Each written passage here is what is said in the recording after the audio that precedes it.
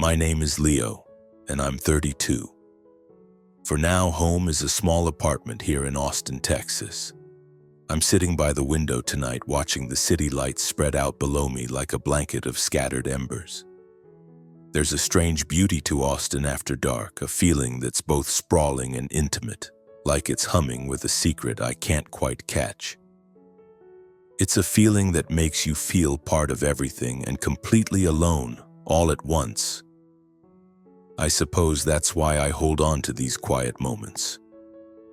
When the noise of the day finally settles, it's just me and the steady rhythm of my own thoughts for company. But tonight feels different. I'm not just looking out at the view, I feel this deep need to finally tell my story. It's the story of a man who seems ordinary on the surface, living a life that has been anything but. It's about the kind of damage that gets inflicted in childhood, the kind that never truly goes away. It just smolders, a low, constant heat deep in your chest. By trade, I'm a software engineer at a tech company in the downtown area. My work isn't glamorous, but it gives me a sense of pride that I can call my own. My days are spent writing code, hunting down elusive bugs, and sometimes losing myself for hours in a logical puzzle that only my computer and I can comprehend. It's a private world with its own language, and there's a unique comfort in that. I'm genuinely passionate about this job, and not only because it keeps a roof over my head. In the clean, predictable world of code, I have absolute control. Every line has a purpose, every command a logical outcome, a stark contrast to the emotional chaos I grew up in. I spent my entire childhood in a quiet suburb just outside of Austin in a 2-story house that looked like it was pulled from a magazine. It had the whole package, a neat white picket fence and a small garden where my mother poured her attention into her flowers. On paper, we were the picture-perfect American family. My father was a loan officer at a local bank, my mother taught first grade, and my younger brother Alex and I were the 2 sons meant to fulfill all the unstated dreams our parents held. But if you're picturing a home filled with easy laughter around the dinner table and comforting hugs, I have to stop you right there. That wasn't our reality. My life was never going to be that simple. I understood from a very early age that I wasn't the sun in our family's solar system. I was just a planet orbiting a much brighter star. That central place, the one that drew all the light and warmth, was reserved exclusively for Alex. My brother, who was 3 years my junior, was our parents' golden child in every sense of the word.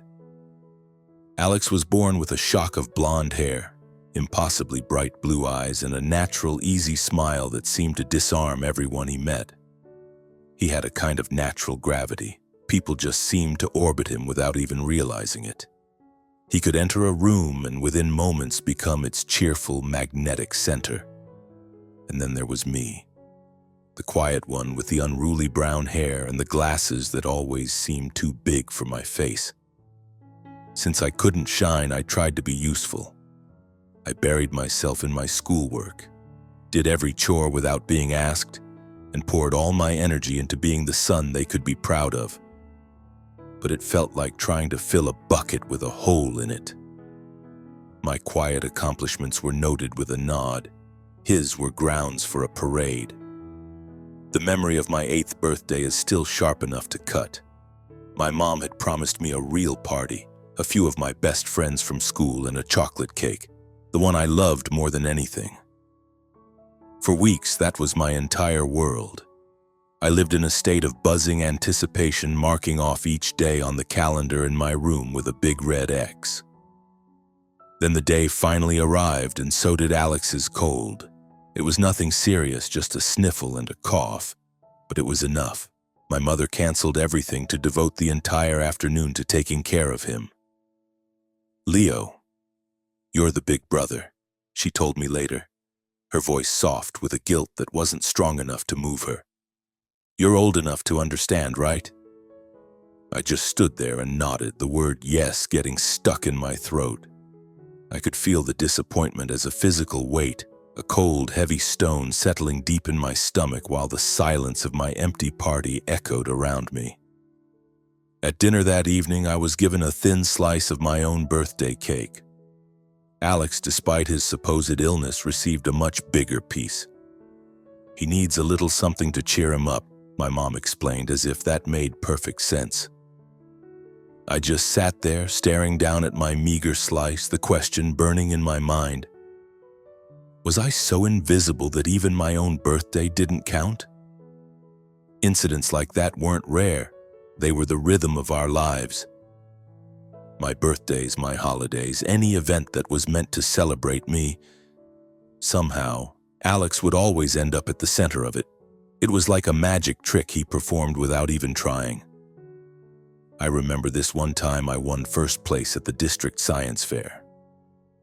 I had built this intricate model of a volcano, staying up late for weeks to get the chemical reaction just right.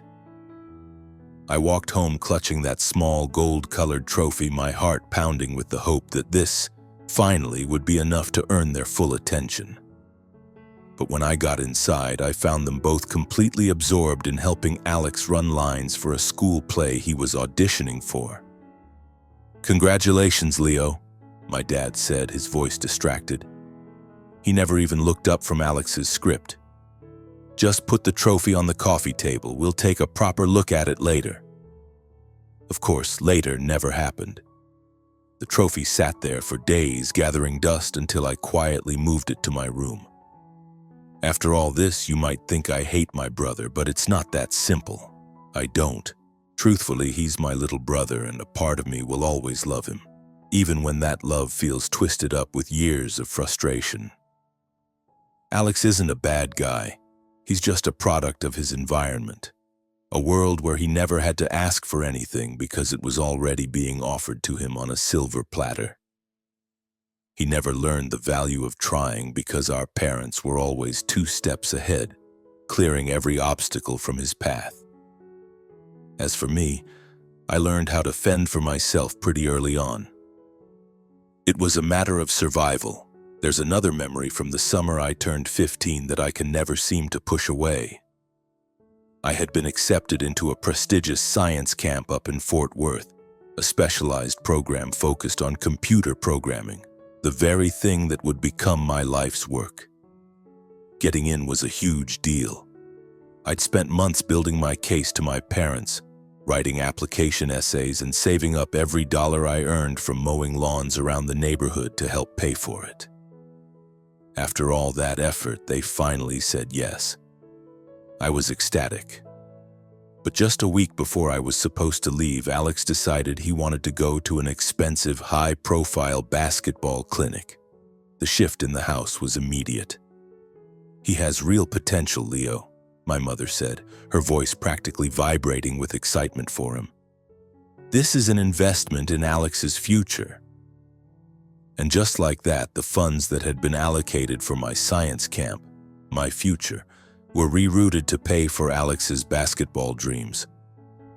I never got to go to Fort Worth that year. Instead, I spent that summer cooped up in our garage, taking apart and rebuilding old bicycles, trying to focus on the grease and metal so I wouldn't have to feel the sting of tears on my cheeks. You might assume that after a while I would have grown numb to it all, that I'd have learned to simply accept my place. But that's not how it works. With every single slight, another small piece of my heart chipped away.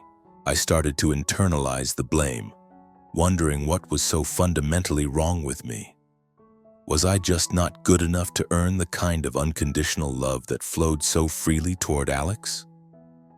My response was to try even harder. I pushed myself to get better grades, to be more obedient, to sacrifice more of myself. But it was like pouring water into sand. Nothing I did ever made a difference. I perfected the role of the understanding older brother, the responsible one who always yielded, who always put the family's harmony before his own needs. On the outside, I was compliant. On the inside, I felt myself fading, becoming a ghost in my own home. As I got older, the imbalance didn't fade, it just became more pronounced. I'll never forget the day my acceptance letter from the University of Texas arrived. I had gotten into their computer science program, my absolute first choice. It was, without a doubt, one of the purest moments of joy in my entire life. I ran all the way home from the mailbox, clutching that thick envelope, my mind racing with visions of my parents finally seeing me, hugging me, and telling me how proud they were. But when I burst through the door and shared the news, my dad just gave me a brief nod before turning back to the television. My mom's reaction was a look of deep concern. "Leo, we just don't have the money for that kind of tuition," she said, her voice weighed down with apology. "You know how tight things are right now." I was floored. I stood there, the letter suddenly feeling like a worthless piece of paper in my hand. I knew we weren't wealthy, but I'd always believed their promises that they were putting money aside for my education. Once again, I swallowed the familiar bitterness of disappointment and started the grueling process of hunting down scholarships and applying for part-time jobs. I was determined to make it happen on my own. Fast forward 3 years. When Alex got his own college acceptance letter, the family's financial situation had apparently undergone a miraculous transformation. My parents not only covered his full tuition but also cashed out insurance policies and drained their savings to make sure he had everything he could possibly need. I overheard my mother on the phone with a neighbor one afternoon explaining that Alex required a nurturing environment to reach his full potential. She said he had the makings of a successful entrepreneur. And me? I was just the son who was expected to figure it out. I put myself through college by working 2 part-time jobs.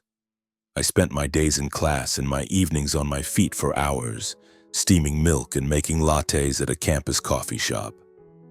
From there, I'd rush to the library to tutor undergraduates in math, all just to scrape together enough money for tuition and textbooks. Every single month, I watched my bank account empty out as my student loan debt grew, a dark cloud gathering over my future. I'm not sharing all of this just to complain. I swear that's not it. I just need you to understand the world I came from. I grew up in a family where love felt conditional, and the primary condition was that I had to make myself smaller so my brother could be bigger. I learned to survive that way, to become completely self-reliant. But the wounds from that kind of upbringing, that constant nagging feeling of being invisible, of being fundamentally unlovable, they don't just vanish. They stay with you dormant and smoldering, just waiting for the right circumstances to ignite. And then one day they did. A day came that I never could have seen coming, and everything caught fire. It happened on an afternoon in late October. The Austin sky was a heavy, oppressive gray, the clouds hanging so low they felt like they were pressing down on the whole city.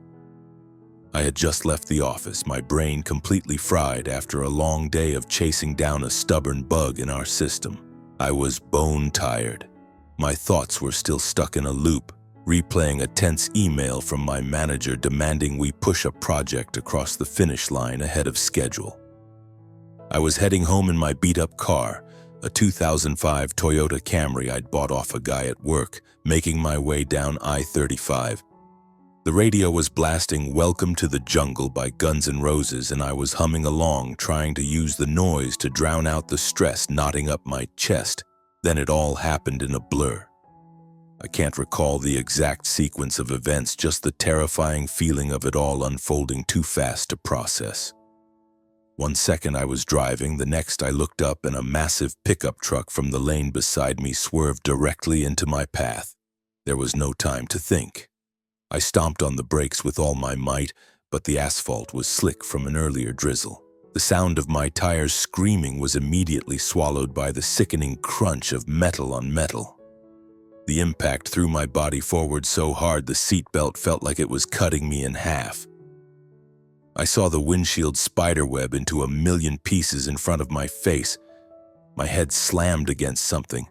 The steering wheel maybe, or the side window, I don't know for sure. And then, there was only darkness.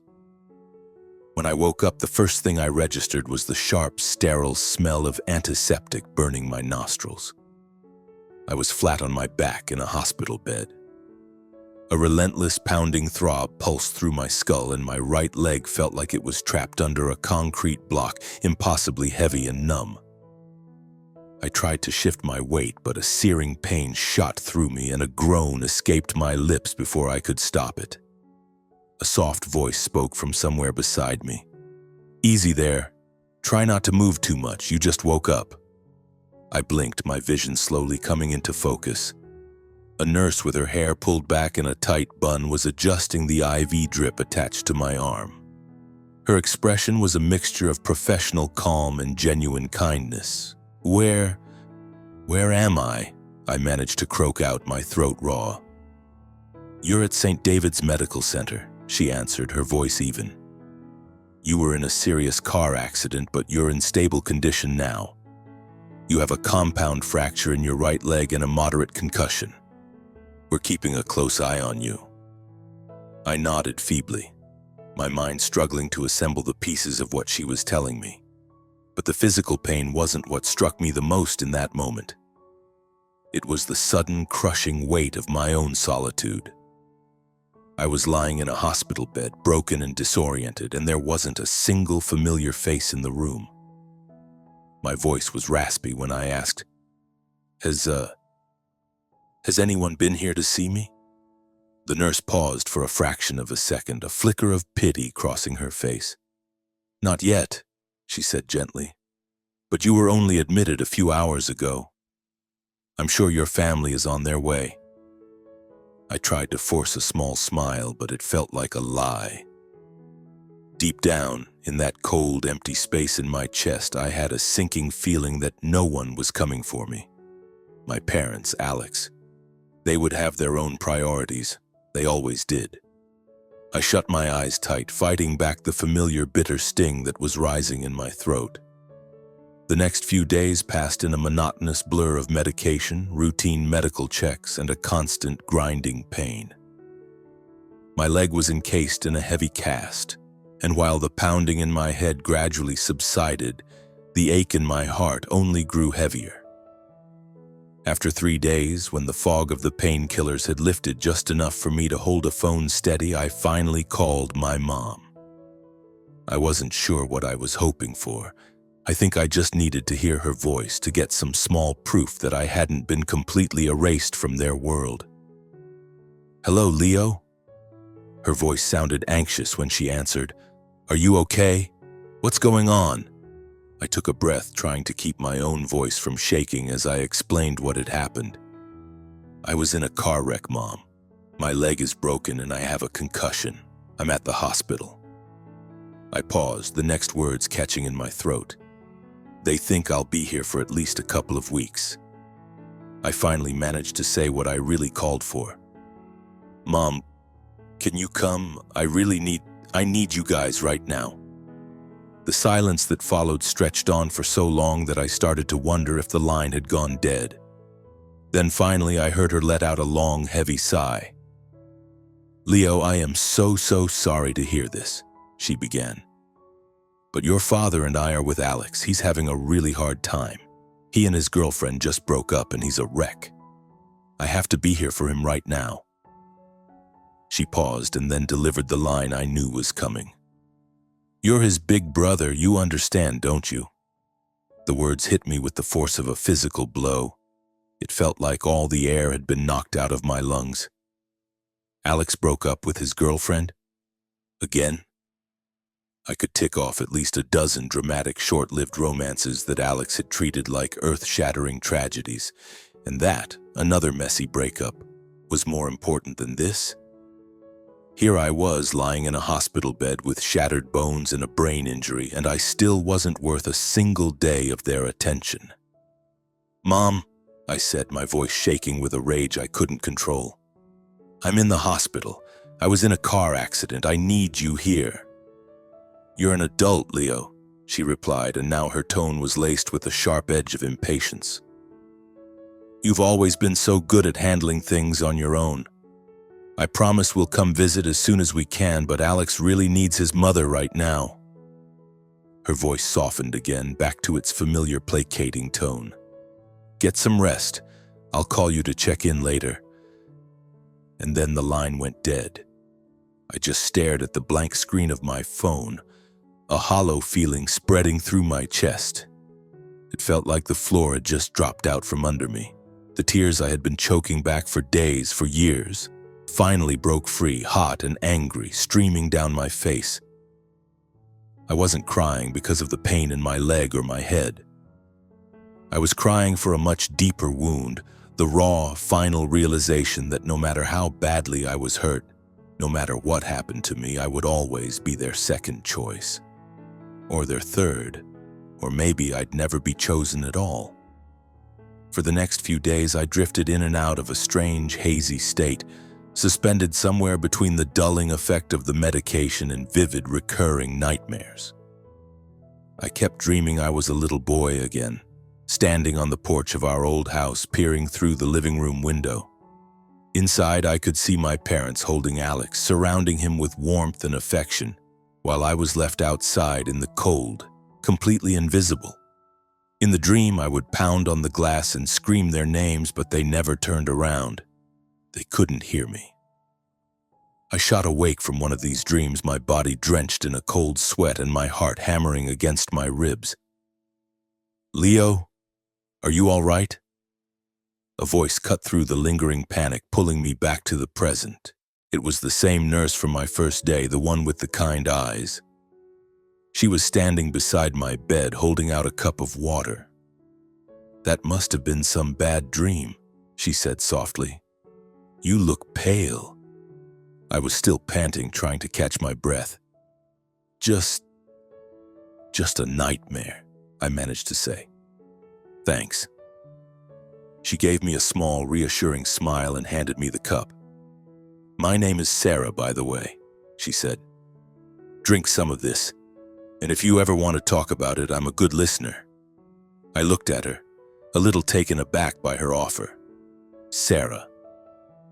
The name sounded vaguely familiar, but my head was still too clouded to make a connection. I took a long sip of the cool water, the simple sensation helping to ground me. "Sarah, have you been a nurse here for a while?" I asked, mostly just to fill the silence.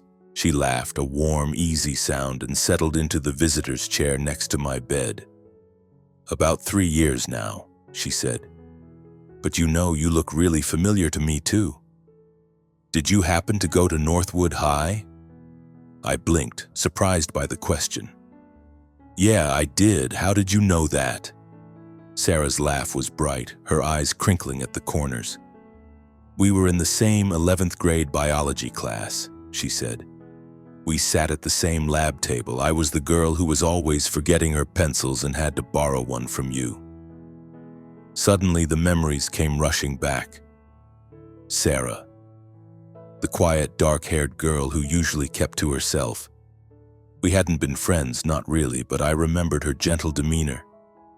The way she always sincerely thanked me whenever I'd lend her a pencil or help her with a confusing part of the lab.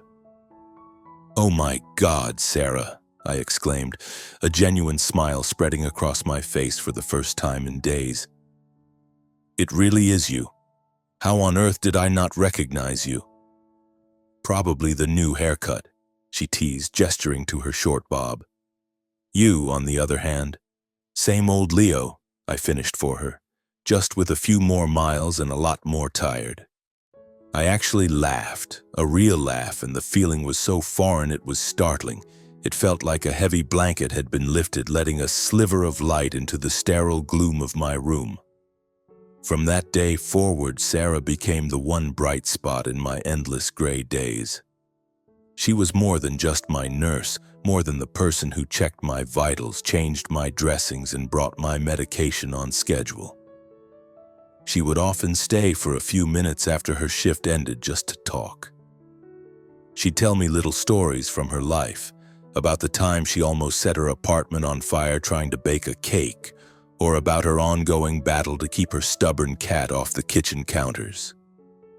Those small, normal stories were a lifeline, pulling me out of the swamp of my own pain and loneliness, if only for a little while. One evening, as Sarah was helping me with the hospital's tasteless chicken broth, the question just tumbled out of my mouth before I could stop it. "Sarah, why are you being so nice to me? I mean, I'm just some random patient and you must have a million other things to do." She stopped what she was doing and looked at me, a thoughtful expression on her face. After a moment, she let out a soft sigh and set the soup bowl down on the tray. "Leo, you're not just a random patient to me," she said quietly. "I see a lot of myself in you. Back in high school, I really looked up to you. You were always so focused and hardworking, but you were never arrogant about it. You were just kind. I also knew things weren't always easy for you at home," she continued. "I overheard you talking about your brother, Alex, a few times during lunch. Do you remember that?" I nodded slowly, a faint memory surfacing of me complaining about Alex to a classmate once or twice. "I was in the same boat," Sarah said, her voice dropping a little. "I have a younger sister and my parents always put her first. I know exactly what it feels like to be invisible in your own family, to feel like you've been left behind. So when I saw you lying here all by yourself, I just couldn't let you feel that way. Not again." Her words struck me with the force of a revelation. It wasn't a painful blow, but something that unlocked a door inside me that I had sealed shut years ago. My throat felt tight and my eyes started to burn. "Sarah," I whispered, the words thick with emotion. "I called my mom. I begged her to come, but she told me that Alex needed her more because he and his girlfriend broke up." Sarah's brow furrowed and a spark of genuine anger flashed in her eyes. "He broke up with his girlfriend?" she repeated, her voice sharp with disbelief. "While you're in here after you almost died? Leo, that's not what family does. That's toxic." The word hung in the air between us. Toxic. It echoed in my mind like a loud, clear bell. I had never, not once, allowed myself to think of my family in those terms. To me, they were just my family. Unfair, yes, a source of constant pain, absolutely, but still they were my family. And now here was Sarah, a near stranger from my past, using her quiet honesty and deep empathy to make me confront a truth I had spent my entire life avoiding. "I don't know what to do," I admitted, my voice trembling. "I have spent my whole life trying to win their approval, trying to earn their love, and it's never, ever been enough." Sarah reached out and took my hand, her grip gentle but firm. "Leo, love isn't something you're supposed to earn," she said, looking me straight in the eye. "You deserve to be loved just as you are. But before anything else can change, you have to learn how to protect yourself. You need to set boundaries, not to get revenge, but to give yourself some peace." I stared into her eyes and saw a depth of sincerity I had rarely experienced in my life, and for the first time in as long as I could remember, I felt truly seen. I felt understood. In that quiet hospital room, I knew that the path ahead was going to be difficult and long, but for the first time, I didn't feel like I had to walk it by myself. In the weeks that followed, Sarah was a constant presence. She was there to help me with my first agonizing attempts to walk on crutches, her steady presence giving me the courage to push through the pain. One afternoon, she brought in a worn paperback copy of The Catcher in the Rye and would read chapters aloud to me when my head ached too much to focus on the words myself. She told me more about her own family, about how she had slowly, painfully learned to create distance from her parents' blatant favoritism toward her sister. She talked about the difficult process of building a life that was entirely her own, separate from their expectations and judgments. Her stories did more than just offer comfort. They planted a seed in my mind. The idea of setting boundaries, a concept that had always seemed selfish and unthinkable, suddenly felt like a possibility. It felt like survival. Then one morning, my phone buzzed on the bedside table. I saw my dad's name on the screen and answered, bracing myself. His voice, when it came through, was strained and frantic, a stark contrast to his usual measured, calm tone. "Leo, are you all right? Your mother just told me everything about the accident. I'm so sorry we haven't been there, but we need you. We need your help right now." He took a ragged breath. "Our house, Leo, the house burned down. It's gone. Everything is gone." I sat frozen in my hospital bed, clutching the phone to my ear, my mind struggling to process his words. The house burned down? The house where I grew up, the building that held all those memories, most of them painful, but mine nonetheless, was just gone? I forced myself to take a deep, steadying breath. "Dad, is everyone safe? Are you and Mom and Alex okay?" "We're fine," he answered, his voice thick with emotion. "We all got out. Alex is safe. But the house, son, it's a total loss. Everything we owned, the furniture, the photos, all of it. It's just a pile of ashes." I closed my eyes and an image of the 2-story house with the white picket fence immediately formed in my mind. I could see the small garden where my mother had fussed over her roses. I could remember sitting on the front steps on summer nights, looking up at the stars and wishing for the day my parents would finally notice me. And now all of it had been erased. But as the initial shock began to fade, I realized something strange. Underneath it all, I didn't feel the sharp grief I expected to feel. Maybe it was because in my heart that house had never truly been a home to me. It was just a place where I lived. "Dad, what happened?" I asked, my voice barely a whisper. "How did it start?" He let out a long, weary sigh. "It was your mother," he said, his voice heavy with a mix of regret and exhaustion. "She was making some food for Alex to take with him before she left to see him. In her rush, she forgot to turn off the stove. The fire started in the kitchen and it moved so fast. By the time the fire trucks got here, there was nothing they could do." I didn't say anything. A familiar heavy weight settled in my chest. My mother forgot to turn off the stove because she was preoccupied with Alex's latest crisis. Of course, it was always Alex. I shouldn't have been surprised, but the reality of it still managed to twist like a dull knife in my gut. I could picture it perfectly, my mother, flustered and distracted, fussing over Alex's feelings while I was miles away, lying in a hospital bed with a broken leg and a concussion.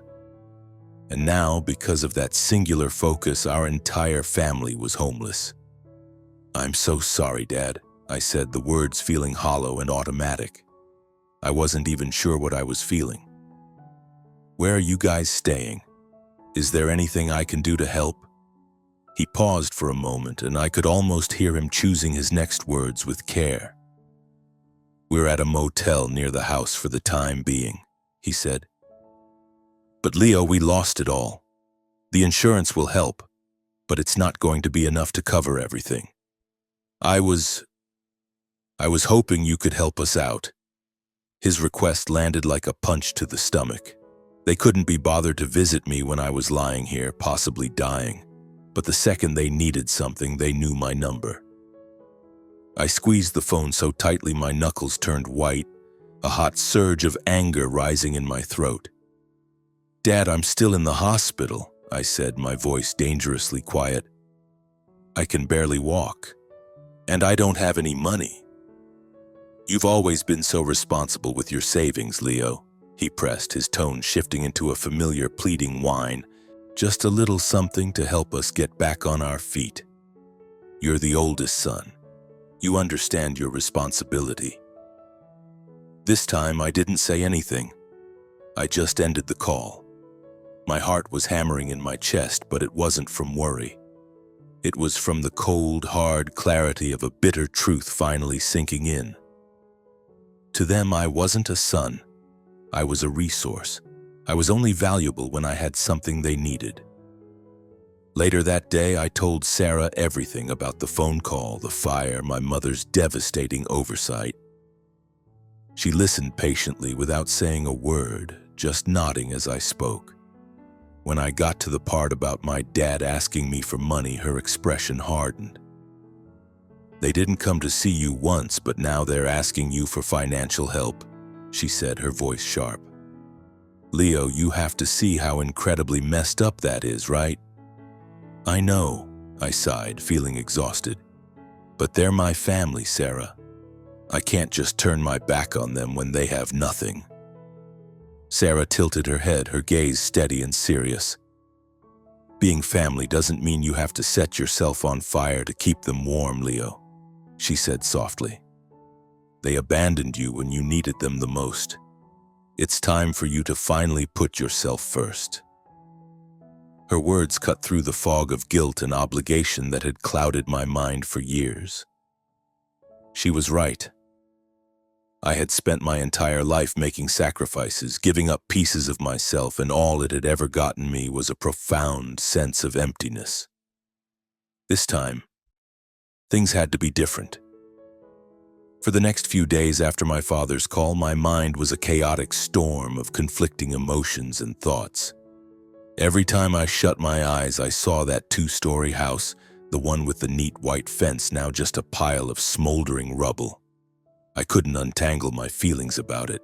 Was it grief, anger, or just a profound, hollow emptiness? Sarah continued to visit me every day, bringing me coffee from a cafe down the street and sharing little anecdotes from her shift, but I knew she could see the turmoil in my eyes. "Are you doing okay, Leo?" she'd ask, her voice gentle but firm. I would just nod, not wanting to unload all of my family's drama onto her. She had already done so much.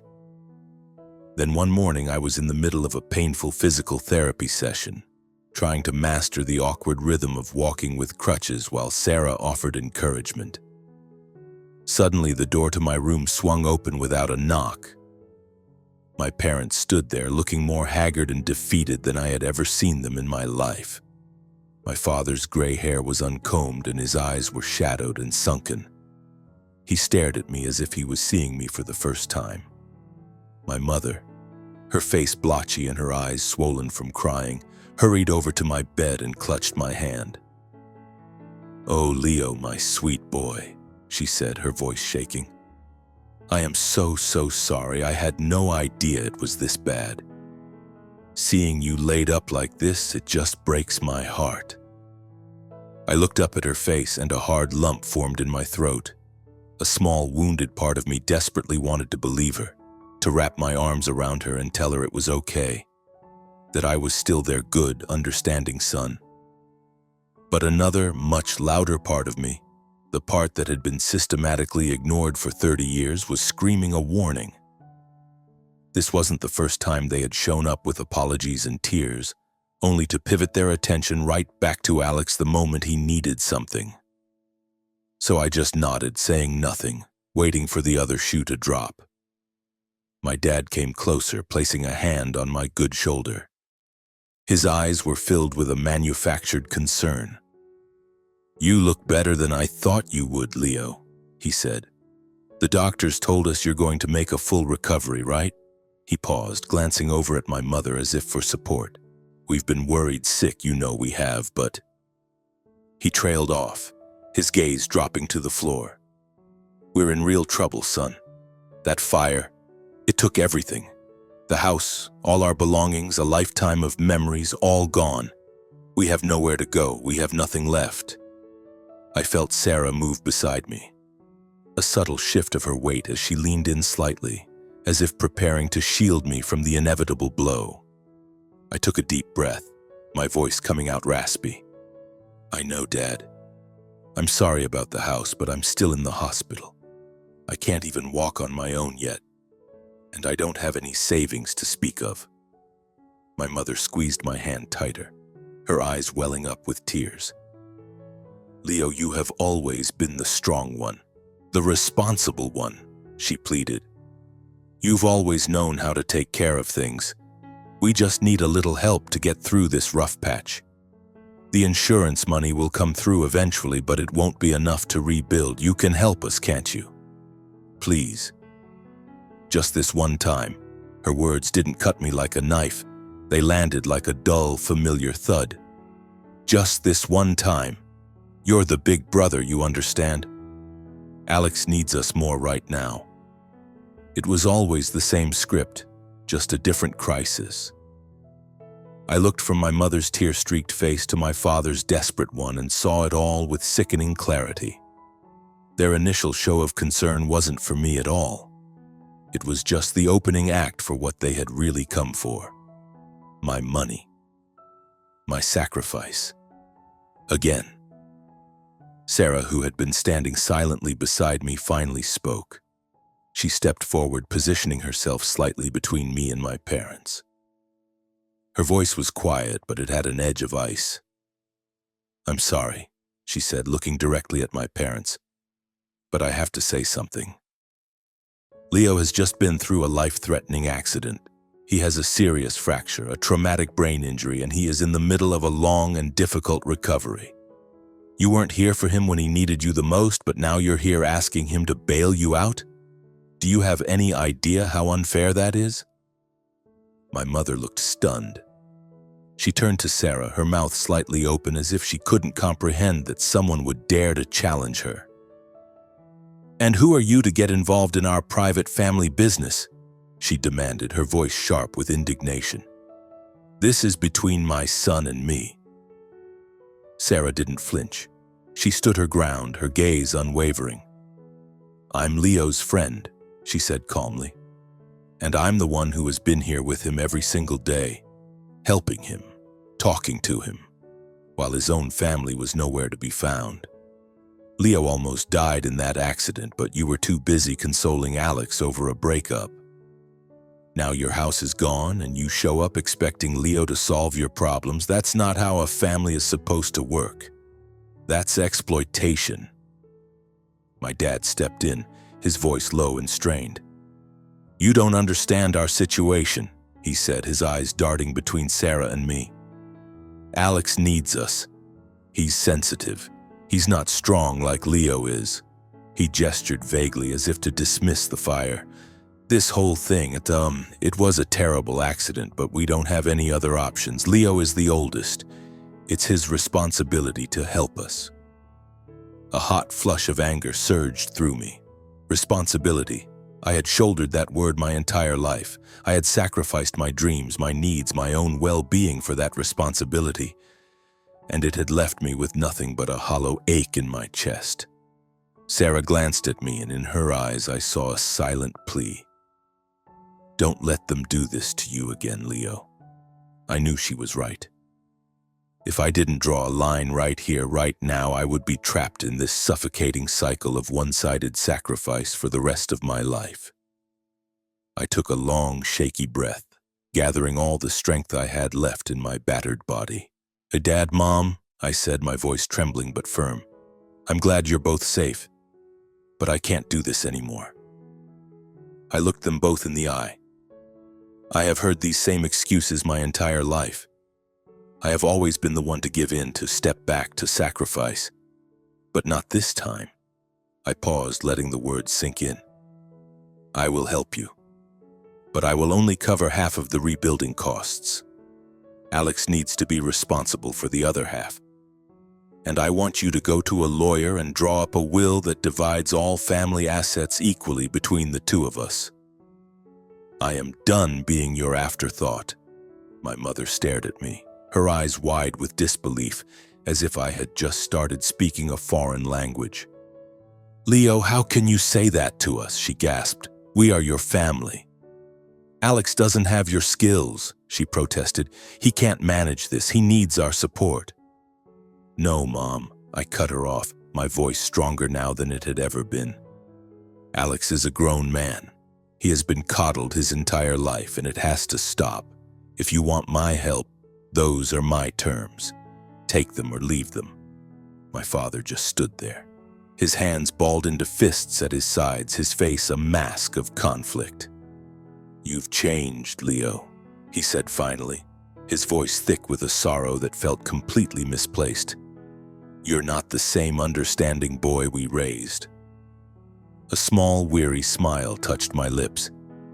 For the first time in what felt like forever, a massive weight was lifting from my shoulders. "No, Dad," I said, "I'm still Leo. But I'm finally learning how to value myself. I can't live my life in the background anymore, just trying to please everyone else." My father had no response. My mother shot a look of pure venom at Sarah, her eyes blazing with resentment, but she didn't say another word. And then, without another promise or apology, they turned and walked out of my room.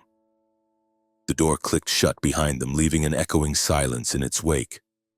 After a long moment, I reached out and took Sarah's hand. "Thank you," I said, my voice thick with gratitude. "I don't know what I would have done today without you." She smiled, her eyes shining. "You're stronger than you give yourself credit for, Leo," she said. "You just needed a reminder. I just helped you find your own voice."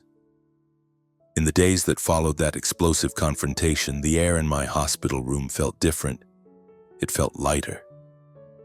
My body still ached, but Sarah continued to stop by every day, bringing me her slightly overbaked cookies and a smile that had the power to make me forget the dull throb in my head. But underneath it all, the situation with my family was still a tangled, unresolved knot in my gut. I knew I had finally set a boundary, but was it enough to actually change anything? Or was I just clinging to a fragile, unrealistic hope? About a week later, a text message from my dad lit up my phone screen. It was short and completely devoid of emotion, like a business update. "Leo, we've hired a contractor to start the rebuild. Alex has agreed to contribute his half of the costs. Thanks." I must have read the message 10 times, searching between the lines for some sign of a shift, some hint of remorse, or even just a simple question about how I was doing. But there was nothing. It was just a transaction. I put my phone down with a heavy sigh. Sarah, who was sitting in the chair beside me, immediately noticed the change in my mood. "Your family again?" she asked softly. I just nodded and told her about the text. "I wasn't expecting a grand apology tour," I said, my voice low. "But after everything that's happened, I guess I just thought something might be different." Sarah tilted her head, her expression full of a familiar, gentle empathy. "Leo, you did the right thing," she said. "Setting that boundary was a huge step. But you can't expect them to magically transform overnight. The truth is, they might never change. The important thing is that you've stopped letting them dictate your life and your feelings." She was right. Logically, I knew she was right. But there was still a small, stubborn part of me, the little boy who had spent his entire life craving their approval. That was still holding out hope for the day they would finally, truly see me. A few days later, the demolition and rebuilding of my parents' house officially began. But from what I heard, it wasn't going smoothly. My dad called me several times with frantic updates. The contractors had discovered that the foundation was more damaged than they'd initially thought, and the estimated cost to rebuild had nearly doubled. I listened to his panicked reports, but I refused to let him pull me back into their drama. "Dad, I was very clear about my terms," I said, keeping my voice as calm and steady as I could. "I am paying for my half. You, Mom, and Alex need to figure out the rest." He was quiet for a long moment before he finally sighed. "You've gotten a lot tougher than you used to be, Leo." I didn't bother to reply. I didn't feel the need to explain that this newfound toughness wasn't a weapon to hurt them. It was a shield to protect myself. Alex, as I had fully expected, was not pleased with the new arrangement. He sent me a long, rambling text message full of accusations and guilt trips. "Dude, you know I don't have that kind of money. Why are you putting me in this position? You're my older brother. You're supposed to be the one who helps the family." Reading his words was like looking at a distorted reflection of my younger self, the version of me who believed that helping the family was synonymous with self-annihilation. I texted back a simple reply. "Alex, you're an adult. This is our shared responsibility." He didn't respond, but I found out from my dad a few days later that Alex had ended up borrowing the money from a friend to cover his portion of the costs. My parents, meanwhile, started to show the first faint signs of acknowledging the deep imbalance in how they had raised us. During one of our brief phone calls, my mother said, her voice hesitant, "I know you're still angry with us, Leo. I never meant to cause you any pain. I just always wanted what was best for both of my boys." I didn't take the bait. I simply replied, "I'm not angry, Mom. I just want things to be fair." She didn't push it, but for the first time I got the sense that she was actually thinking about what I'd said, even if she wasn't ready to admit she had been wrong. A few weeks later, my father emailed me a scanned copy of their newly drafted will, just as I had demanded.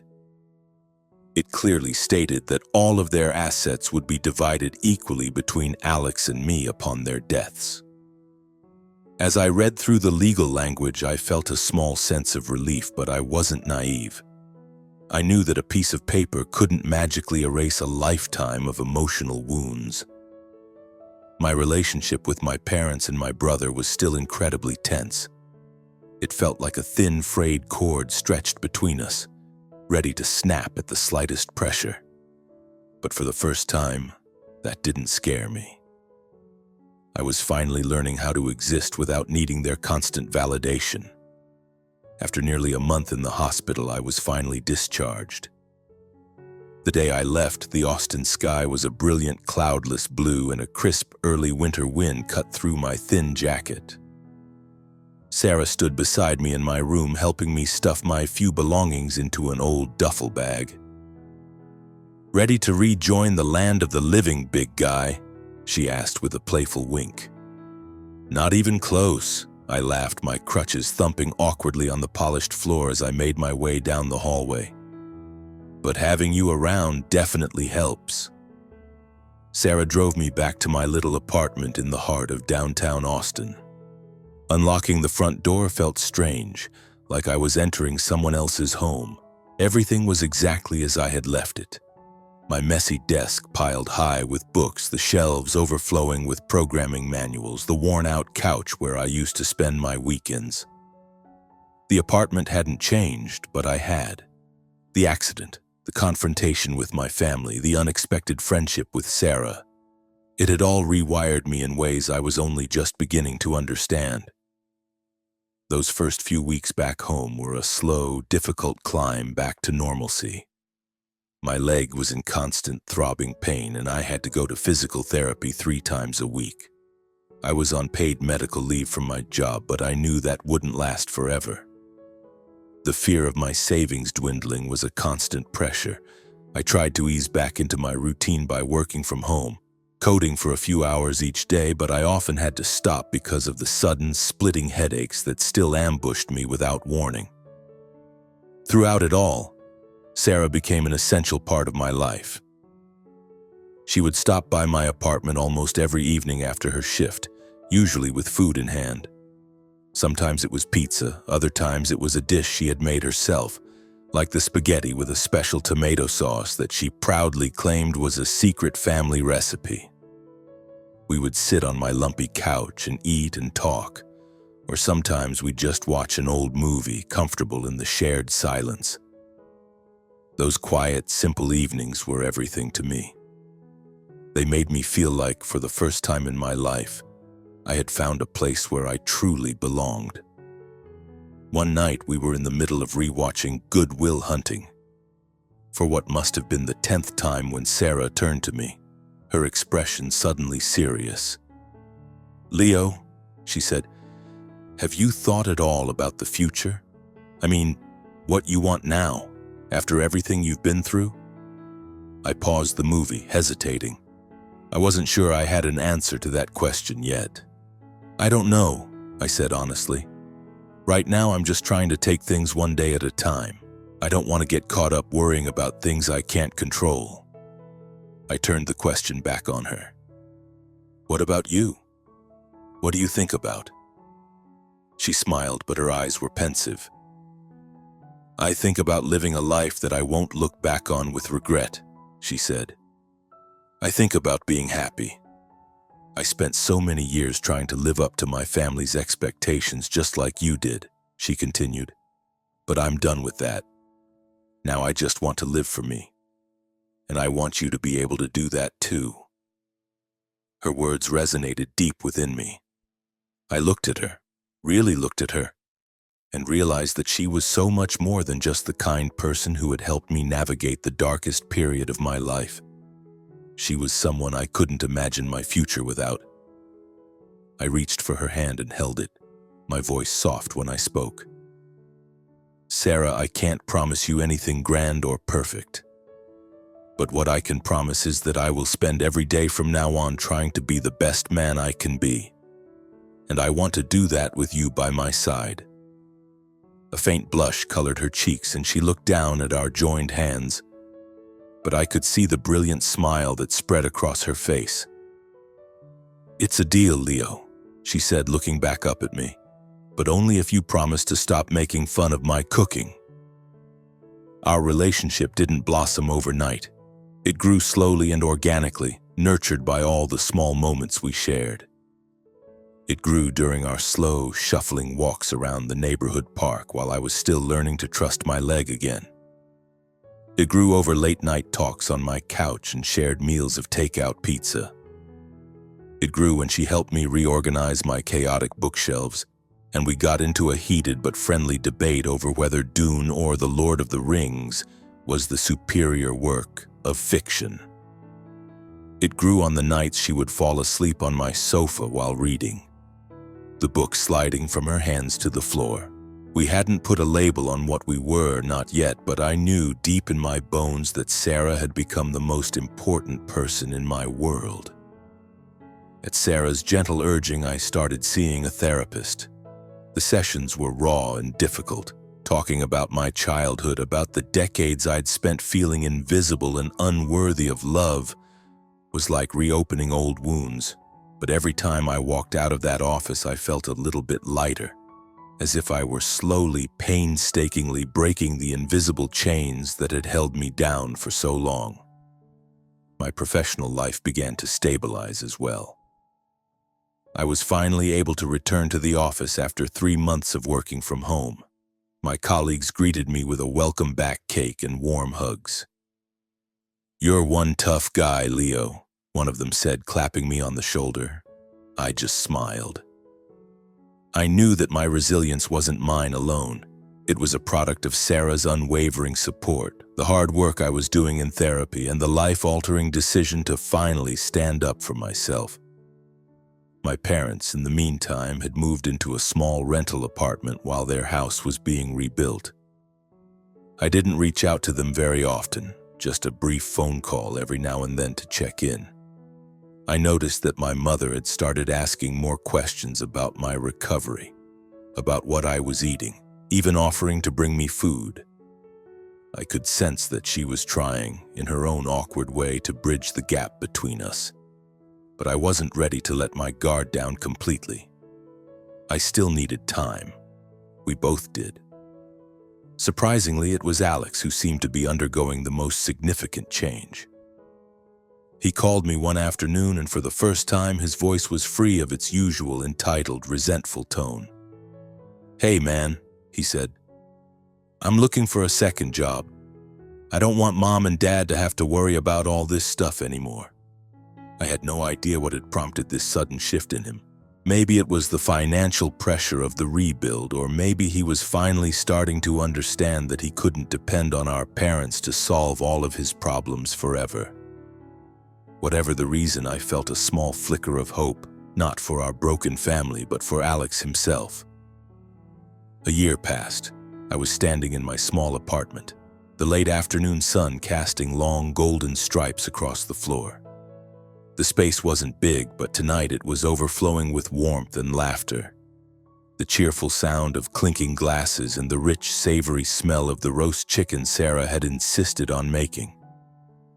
My eyes scanned the room, taking in the faces of my closest friends from college, a few of my favorite coworkers, and Sarah herself moving through the small crowd with a happy, effortless grace, a radiant smile on her face. But the most surprising addition to the scene, the one that still felt slightly unreal, was the sight of my parents and Alex sitting together in a corner of the living room. They looked a little uncomfortable, a little out of place, but they were trying to engage in the conversations around them. I had agonized for weeks over whether or to invite them. A large part of me wanted this night to be reserved exclusively for the people who had shown up for me when I was at my lowest. But Sarah, with her usual quiet wisdom, had gently convinced me to reconsider. "Leo," she had said to me one night as we were putting together the guest list, "inviting them doesn't mean you're erasing everything that happened. It just means you're finally strong enough to let them back into your life, but on your own terms." And as always, she had been right. I sent the invitation, not really expecting them to accept. So when they all confirmed they would be there, I was filled with a strange mixture of shock and nervous anticipation. The party was a bigger success than I could have hoped for. My college buddies were telling embarrassing stories about our younger days, and my co-workers were good-naturedly roasting me for my habit of being the first one in the office every morning with a giant cup of black coffee. Sarah moved through it all like a seasoned pro, keeping the mood light and making sure everyone's glass was full. She was wearing a simple blue dress that brought out the color of her eyes, her hair pulled back in a loose braid, and every time I looked at her, I felt a wave of gratitude so strong it almost knocked me over. This was the woman who had fundamentally changed the entire course of my life. My parents and Alex had settled at the dining table, making polite conversation with some of my friends. Every so often, I would catch my mother looking over at me. Her expression was different tonight. It wasn't the guilt-ridden or defensive look I was used to seeing. It was something softer, more contemplative, as if she was finally trying to see me not as a role I was meant to play, but as a person. Alex, to my surprise, seemed more relaxed and comfortable than I had ever seen him. He was telling a story about his new job, a sales position at a local tech startup, and I realized with a jolt that he hadn't once mentioned our parents or their financial support. About an hour into the party, my dad stood up and raised his wine glass, tapping it gently with a fork to get everyone's attention. My heart started to pound in my chest. I had no idea what he was about to do. "I'd just like to say a few words, if I may," he began, his voice a little unsteady but clear. "Today is a very special occasion. Not just because of this lovely party, but because we are all here to celebrate Leo, our son, who is stronger and happier than we have ever seen him." He turned and looked directly at me, his eyes glistening. "Leo, your mother and we haven't always been the parents you deserved. We made a lot of mistakes. We were unfair to you, and we caused you a great deal of pain. And for that, from the bottom of my heart, I am truly sorry." My mother, who was standing beside him, squeezed his hand, her own eyes filled with tears. "I'm so sorry too, Leo," she whispered, her voice cracking with emotion. "I don't think I ever realized how much I was hurting you until Sarah came into your life." She then turned to Sarah and gave her a small, genuine smile. "Sarah, you are a truly remarkable woman," she said. "You didn't just take care of our son when he was at his worst. You helped us open our eyes to our own failings. You taught him how to be strong, and in doing so, you showed us that we needed to change. Thank you. Thank you for everything." A hush fell over the room.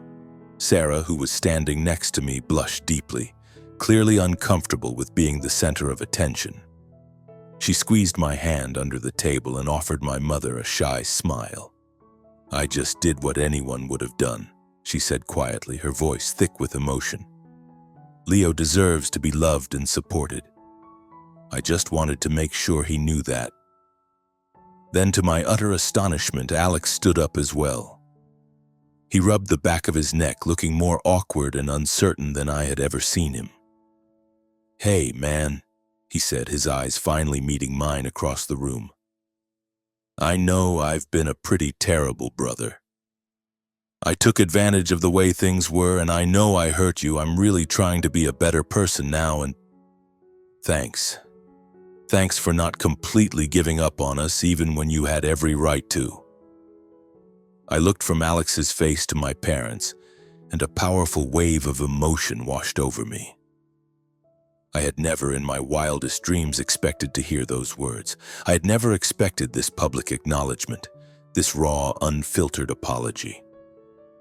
Just a year ago, I had been convinced that I was destined to live my entire life as a ghost in my own family. But now, standing here, surrounded by the people who loved me and the people who had hurt me, I understood something fundamental. I didn't need their validation to be whole. I was already whole on my own. I stood up and raised my own glass, taking a moment to steady my voice. "Thank you all so much for being here tonight," I began, my gaze sweeping across the room. A year ago, I never would have believed that I would be standing here in my own home, feeling this happy. I've been through a lot in the last 12 months. A near-fatal accident, a lot of pain, and a lot of days where I genuinely questioned whether or not I was even worthy of being loved. I paused and looked at Sarah, my heart full. And then I reconnected with Sarah, who taught me that love isn't something you have to earn through self-sacrifice. She showed me that true family isn't just about blood, it's about the people who choose to stand with you unconditionally, and she gave me the courage to finally set boundaries. Not as a way to punish anyone, but as a way to protect my own heart. I turned to face my parents and my brother. "Dad, Mom, Alex," I said, "thank you for coming tonight. And thank you for what you said.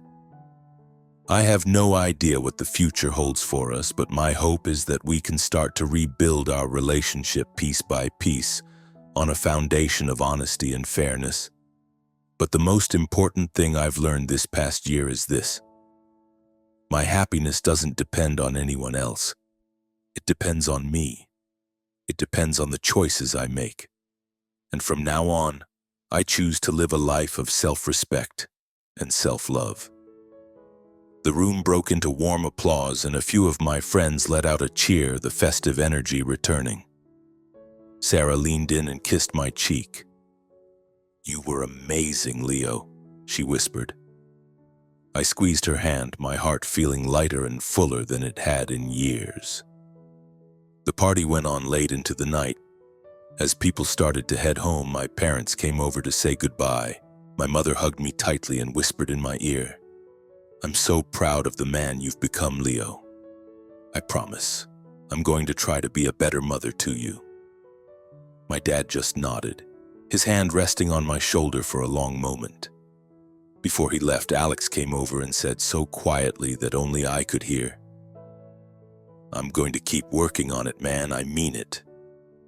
I didn't say much in return, just a nod and a small smile. When the last of the guests had gone and the front door was finally closed, the apartment was quiet again except for the sound of Sarah humming softly to herself as she started to clear the dishes in the kitchen. I stood in the center of the room, surrounded by the comfortable, happy mess of a successful party, and felt a sense of profound peace settle over me. Tonight, I realized, was the happiest I had ever been. And it wasn't because of the apologies or the promises of change. It was because, for the first time, I felt completely and unapologetically myself. I walked into the kitchen to help Sarah, picking up a cloth to wipe down the dining table while she ran water in the sink. The warm light from the overhead fixture caught in her dark hair, and I smiled as I watched her. This incredible woman who had walked into my life and changed everything. "Getting tired yet?" I teased her. "You've been on your feet all night. I'm starting to worry you're going to pass out before we get through all these plates." Sarah turned from the sink and winked at me. "I'm a nurse, Leo. I'm used to working shifts that are a lot longer and a lot less fun than this." She paused, her expression turning more serious. "But honestly, I didn't know how tonight was going to go. What did you think?" I smiled but didn't answer her right away. Instead, I walked over to the large window in my living room and looked out at the vast, glittering expanse of the Austin skyline. A torrent of thoughts and feelings rushed through me, a quiet but powerful current. Tonight was the best night of my life. And it wasn't because of the party or the speeches or the apologies. It was because, for the very first time, I felt like I was enough. I didn't have to perform or achieve or sacrifice to be worthy of notice. I just had to be. And that was all that mattered. I closed my eyes, letting the feeling wash over me, a sense of deep, quiet gratitude. I was grateful for this life, and I was so incredibly grateful that it had brought Sarah back to me. She hadn't just saved my life in that hospital. She had saved me from the prison of my own making. She was the one who taught me that love wasn't transactional, and that I could protect my own heart and still be a good person.